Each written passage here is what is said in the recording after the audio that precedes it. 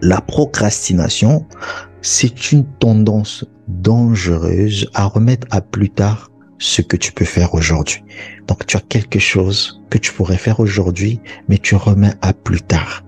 Tu as des vêtements que tu devrais laver aujourd'hui, mais tu dis non, je vais le faire demain, alors que tu as la possibilité de faire aujourd'hui. On a bien dit tendance à remettre à plus tard ce que tu peux. Donc, tu as la possibilité, mais tu remets à plus tard. Il y a quelque chose, un pardon que tu devais demander aujourd'hui, mais tu dis non, je vais attendre. Il y a un business que tu devrais commencer, tu dis non, demain, l'année prochaine. Il y a quelque chose que tu peux faire maintenant, mais que tu reportes. C'est ça la procrastination. Et souvent, une des grandes excuses qu'on se donne lorsque on procrastine, c'est ce que j'écris, c'est j'attends le temps de Dieu. Vous allez voir beaucoup, lorsque tu lui parles de quelque chose, il va te dire, oui, c'est bien, mais j'attends le temps de Dieu. Le moment n'est pas encore arrivé. Lorsque tu vas présenter à une personne l'évangile, lorsque tu vas lui dire, écoute, le comportement que tu prends, c'est pas un bon comportement, les temps sont mauvais, Jésus revient bientôt. Il te dit, oui, tout ça c'est vrai, tu sais, je ressens même de la condamnation, mais je pense que lorsque le temps de Dieu arrivera, je vais faire. Mais c'est l'une des grosses erreurs que vous faites, c'est que vous vous dites que le temps de Dieu, il y a une cloche qui sonne. Demandez à toutes les personnes qui ont été converties si elles ont eu à écouter une cloche, une sonnerie qui a retenti, gling, gling, gling, gling, pour dire voilà, ton temps est arrivé, c'est maintenant que tu dois servir Dieu. Ça ne se passe pas comme ça. Le fait même que tu ressentes de la condamnation lorsque tu agis mal, le fait même que tu ressentes cette chose à l'intérieur de toi qui te dit, vas-y, fais ça. Cette chose qui t'a dit depuis hier de donner de l'argent à ce frère-là. C'était pas au hasard. Pourquoi seulement c'est venu à toi? Pourquoi tu as eu ce poids-là dans le cœur? Mais tu résistes et peut-être demain, il n'en aura plus besoin parce que toi, tu as dit que tu vas donner demain, alors que c'est maintenant qu'il en a besoin. Et Dieu, quand lui, il a prié, Dieu répond à sa prière peut-être par toi. Et tu vois comment tu freines le plan de Dieu. Ça veut dire que demain, Dieu ne peut plus te faire confiance parce qu'il sait que quand il te parle, tu n'obéis pas. C'est ça. Et vous donnez toujours l'excuse d'attendre le temps de Dieu. Le temps de Dieu. Non, les choses ne se passent pas comme ça. Si un bébé attendait le temps de Dieu pour marcher, il ne marcherait jamais. C'est que Dieu a déjà mis tout en vous. L'exécution, tout est tracé. Mais toi, ce que tu dois faire, tu dois t'activer de ton côté. Le temps de Dieu, c'est Dieu qui le gère. Ce n'est pas à toi de gérer le temps de Dieu. Et il y a une chose qui se passe souvent, c'est qu'on nous prêche énormément sur la patience dans les églises, ce qui est une très bonne chose. Il faut cultiver la patience parce que si tu n'es pas patient, tu vas manger des fruits qui sont aigres. Parce que la patience, c'est ce qui te permet d'avoir des fruits mûrs. Lorsque tu te précipites, tu manges des fruits aigres. On l'a vu avec Moïse. Moïse s'est précipité avant qu'il ne rencontre le buisson ardent dans le désert en essayant de faire justice par lui-même. Il n'a pas été patient et du coup, vous avez vu ce qui s'est passé avec Moïse. Et même sur le chemin vers Canaan, Moïse, lorsque Dieu lui dit de frapper le rocher une fois, lui, il a frappé 2 fois. Et le fait d'avoir désobéi à ce que Dieu lui a dit, il n'est pas rentré dans le pays. Donc, si tu veux manger le fruit et avoir le bon goût tel que le fruit était destiné, ta bénédiction, si tu veux en profiter, il te faut de la patience. Et je suis totalement d'accord avec ça. Mais sauf qu'on est allé de l'autre côté de l'extrême, c'est-à-dire qu'on a été tellement trop patient. On a tellement trop attendu avant de passer à l'action qu'on a basculé de l'autre côté. C'est-à-dire que le fruit, il a mûri et c'était le moment de le manger, mais on a encore attendu et on est rentré dans la pourriture. Le fruit finit par pourrir. Donc, ce que vous aviez de bon va finir par pourrir et vous ne pourrez plus l'utiliser parce que vous avez trop attendu. Vous pouvez avoir quelque chose dans votre cœur qui vous dit que c'est le moment. Vous le sentez, vous savez que c'est maintenant qu'il faut le faire. La saison de Dieu, il y a des périodes et vous le sentez parce que vous avez travaillé pour ça, c'est le moment. Mais vous continuez à attendre parce que, soi-disant, vous êtes patient. Soi-disant parce que vous attendez le temps de Dieu. Le temps de Dieu, c'est pas ça. Le temps de Dieu, il est en vous. L'exécution depuis votre naissance jusqu'à tout ce que vous faites maintenant, vous le faites pas par vous. C'est Dieu qui vous a conduit là où vous êtes. Mais plus vous faites des choix qui ne vous permettent pas de rentrer dans le dessein de Dieu, plus vous retardez la manifestation de tout ce qui vous était destiné. C'est ça le problème. Donc, ne soyez pas pressés, ne soyez pas non plus trop patients. Il faut être sur le juste milieu. Mais comment vous êtes sur le juste milieu? Vous devez juste avoir une chose en tête. C'est que vous êtes dans l'équipe de Dieu. Et dans l'équipe de Dieu, il y a des joueurs qui jouent. Chacun a son rôle. Et toi, tu peux être remplaçant. Mais ça ne veut pas dire que Dieu ne va pas t'utiliser. Il va t'utiliser. Ce qu'il te demande, c'est de t'échauffer. Mais lorsque vous procrastinez, vous êtes en fait sur le banc de touche sans vous échauffer. Donc, lorsque vous vous échauffez, dès que Dieu te dit rentre sur la pelouse, tu es prêt. Tu n'auras, parce que si tu rentres sur le terrain sans que tu ne te sois échauffé, tu auras une blessure, tu auras des ligaments croisés, tu auras tout ce qui va avec des entorses, tout ce qui va avec. Et tu ne pourras pas remplir ton rôle. Alors Dieu ne peut pas compter sur toi. Donc, ce que je te demande de faire aujourd'hui, c'est de t'échauffer. Et t'échauffer, c'est d'arrêter de procrastiner. S'il y a quelque chose que tu peux faire aujourd'hui, fais-le. Fais-le. Lorsque tu veux te marier et que tu as une personne en tête, il faut que tu ailles voir cette personne et que tu lui dises, voilà. Parce que Dieu t'a dit, le problème c'est que tu n'as pas confiance et que tu crois que c'est peut-être des voies. Du moment où la chose qui vient de ton cœur n'est pas contraire à la parole de Dieu, c'est Dieu qui te dit d'avancer. Voilà, sachez-le.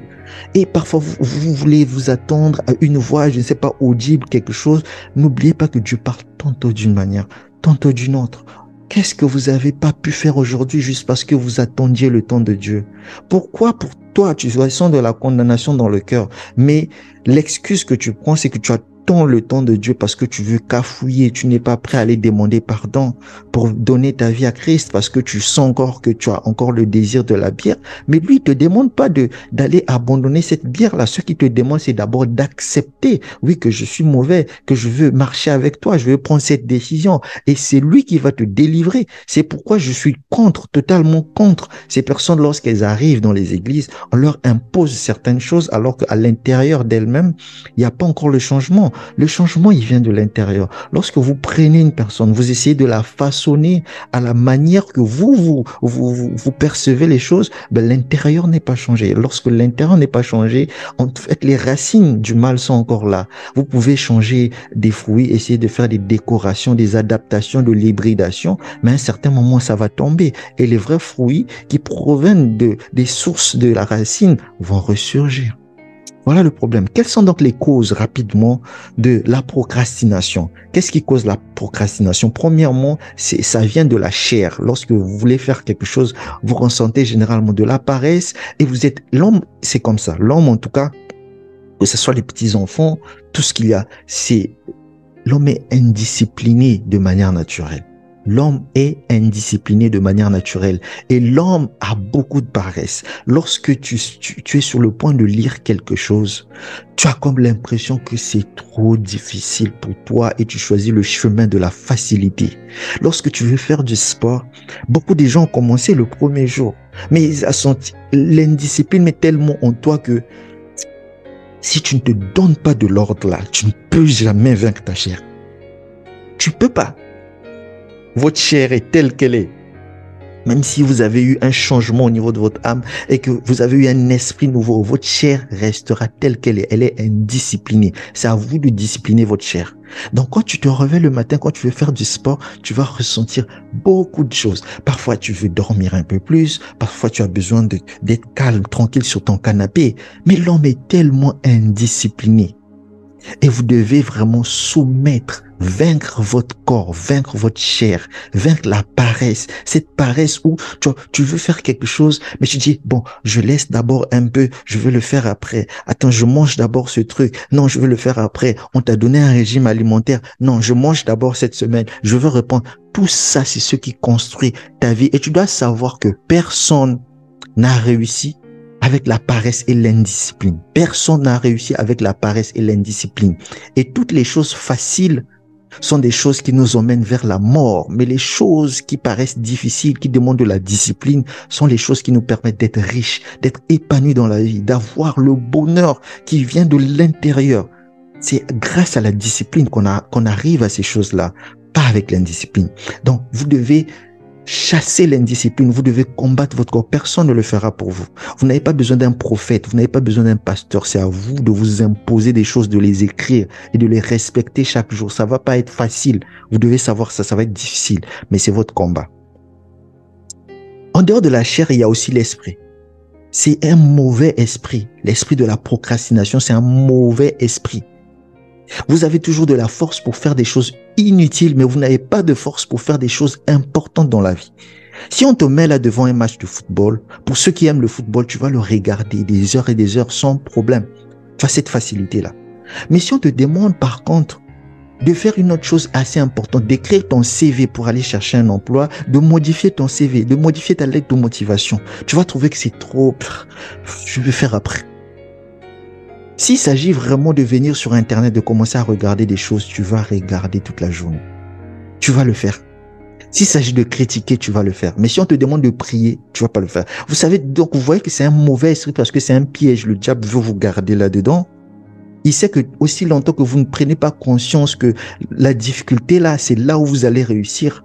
C'est ça le problème.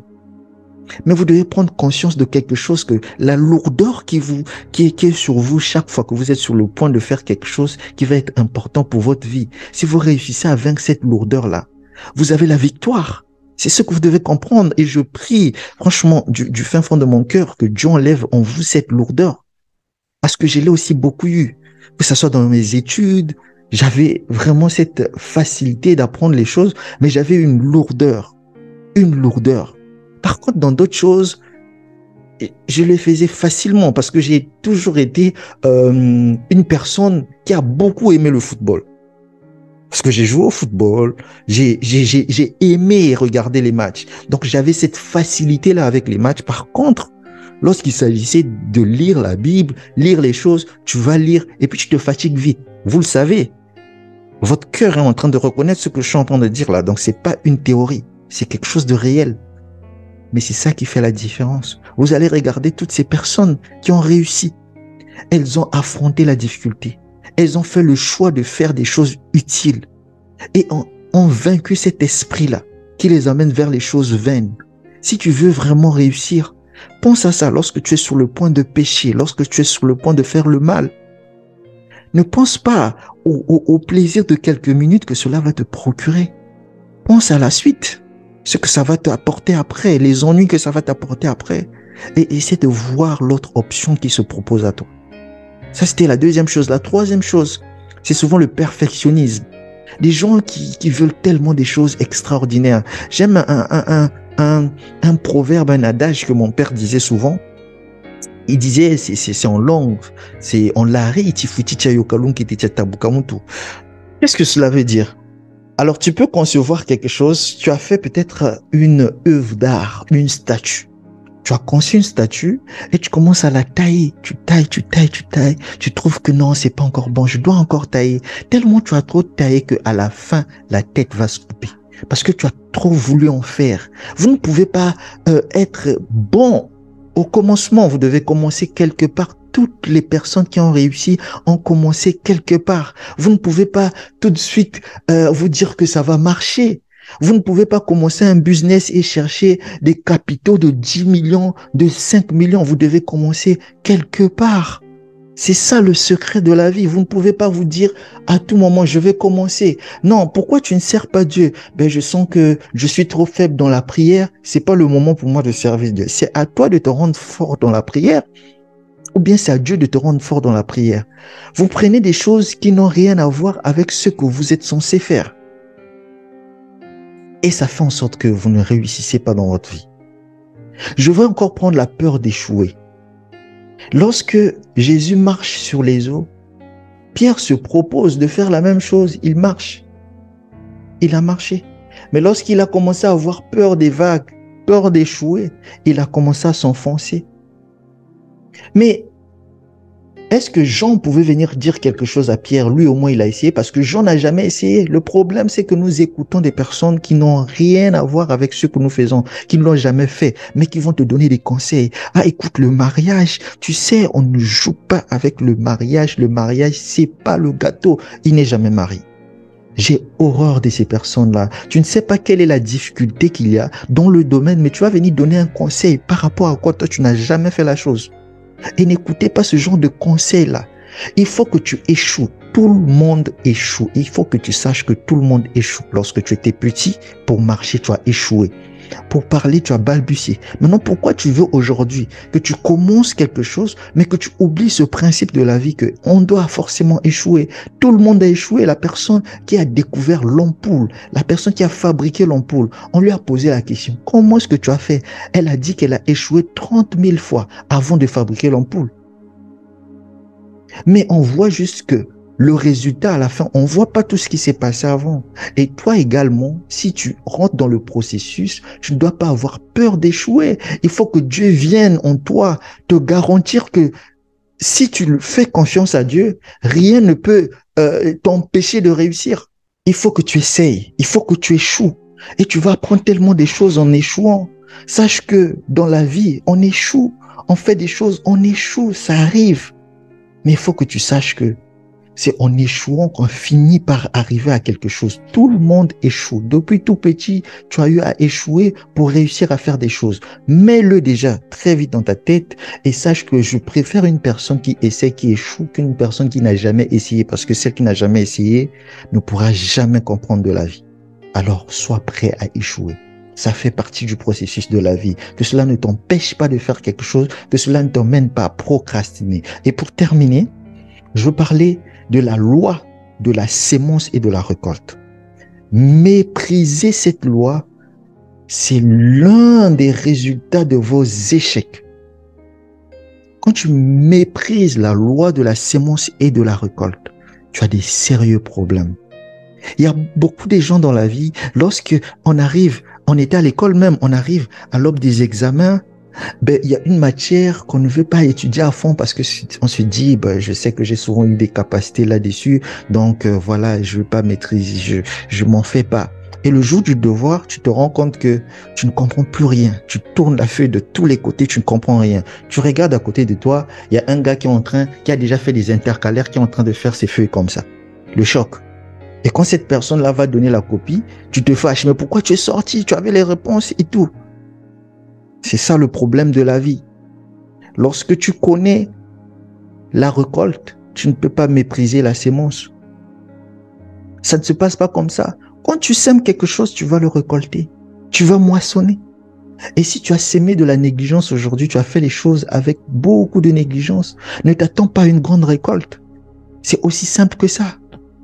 Et la procrastination, c'est quoi? C'est cette chose-là qui te fait manquer ta récolte. Et sur qui tu jettes le tort? Tu jettes sur Dieu. Ah non, depuis que je suis dans cette église, je ne vois pas les miracles. Depuis que je suis sur cette église, je ne vois pas ma vie changer.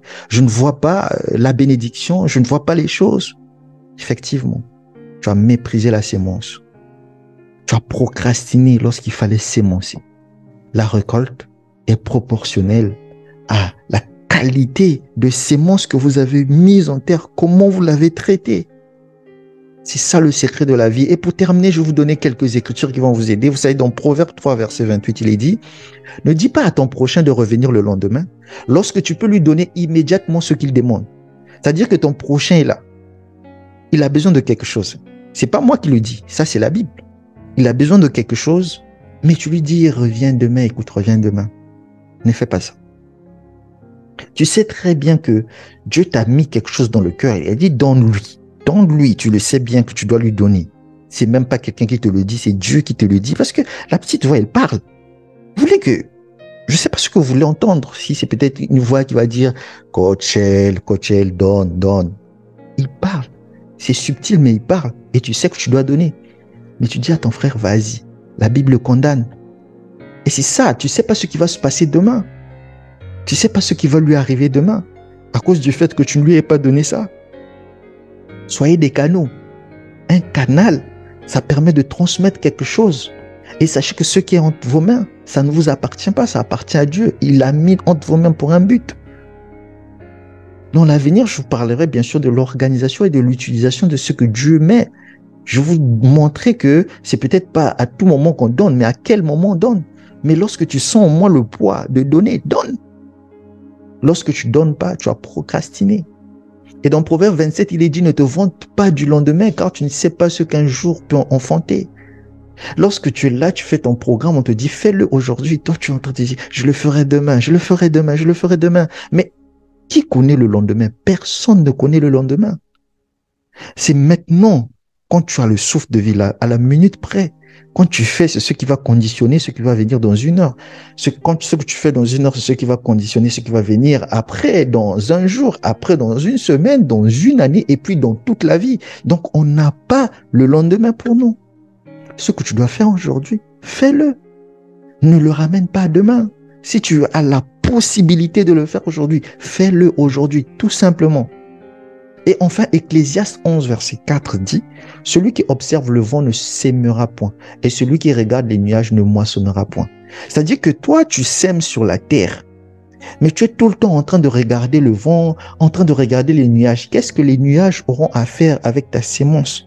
C'est ce que la Bible est en train de dire. Vous focalisez sur des choses qui n'ont pas un lien direct avec ce que vous êtes en train de faire. En quoi est-ce que le vent va empêcher à ta sémence d'avoir quelque chose? Le vent, ça passe. Ça n'a rien à voir. Ta sémence, elle est enfouie. Mais toi, tu regardes le vent, donc tu ne regardes pas les bons côtés des choses, tu ne regardes que les choses qui t'empêchent de faire ce que tu as à faire. Tu vas venir donner des raisons bizarres. On te demande pourquoi tu ne fais pas, tu n'essaies pas d'entreprendre. Pourquoi tu ne fais pas ceci, cela pour réussir? Pourquoi tu ne prends pas des initiatives? Tu vas donner ces raisons-là. Non, j'attends le temps de Dieu. Non, j'attends ceci. Alors que ça n'a rien à voir avec ce que tu es censé faire. Il faut que nous puissions changer.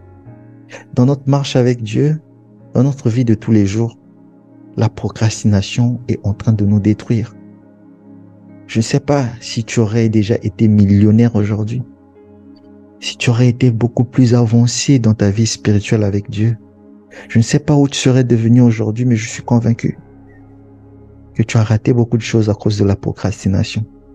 Et aussi longtemps que tu as le souffle de vie, il n'est pas encore trop tard. C'est maintenant que tu dois le faire.